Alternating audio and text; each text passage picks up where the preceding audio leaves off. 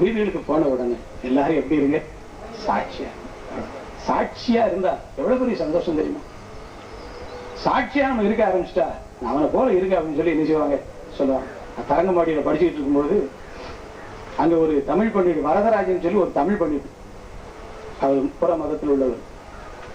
அங்க எல்லாம் டைனிங் ஹால்ல சாப்பாடு நடக்குது. அவன் வேற அசம் சரியில்லை, அப்படம் சரியில்லை, அது சரியில்லை, எதையா சொல்லிட்டு கிடப்பான்.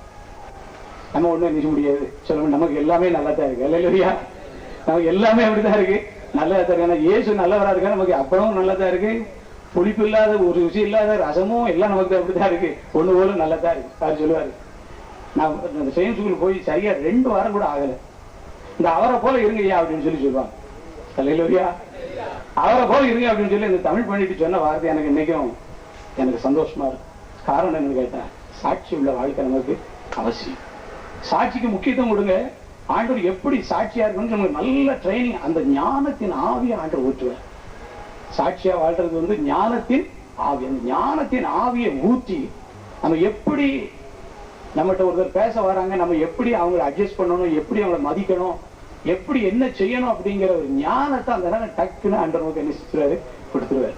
ஆகையினால இதெல்லாம் பெரிய பெரிய சப்ஜெக்ட், இதெல்லாம் பேசுறது ஒவ்வொரு சப்ஜெக்டும் பேசுறது ஒரு நாள் எல்லாம் காணாது.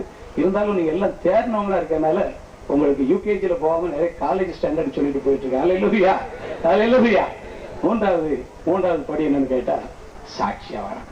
சாட்சியா வாழ்றது துணை செய்கிறவர் பரிசுத்த ஆவியானவர். அவர் இல்லாம முடியவே முடியாது. அவர் எல்லாம் ஒண்ணு நடக்காது.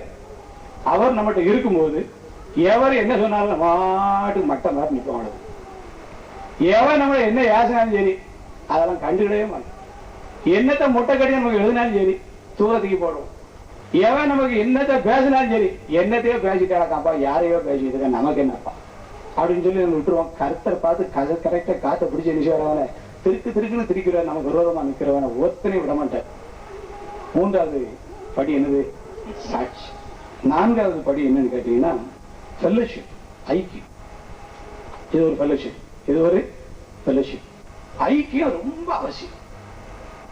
முதல் காரியம் எப்படி முக்கியமோ, 2வது ஸ்டெப் 3வது ஸ்டெப் எப்படி முக்கியமோ, அதே போல 4th ஸ்டெப் ரொம்ப முக்கியம்.